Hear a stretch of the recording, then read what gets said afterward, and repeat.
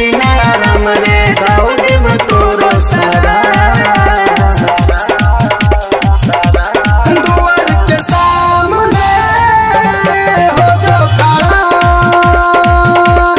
ते घर के सामने हो जो खड़ा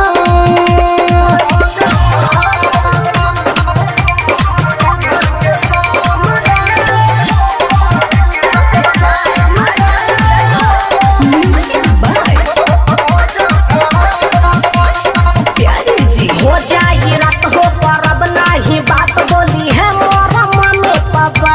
अच्छा टेंशन न लेते हूँ राती के 8 बजे हम हूँ तमारब धापा अरे हो जाई रात हो परब नाही बात बोली है मोर मम्मी पापा। टेंशन न लेते हूँ राती के 8 बजे हम हूँ तमारब धापा अरे वही हो तो हम ना बजाई हो अच्छा के ना तू हुटे रवाई हो घर में चढ़ल बाबे बीत गईल बा अभी जड़ा दुआर के सामने हो जाओ खड़ा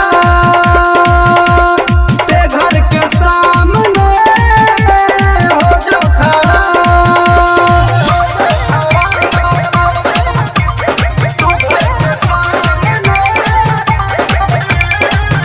CD Records Delhi।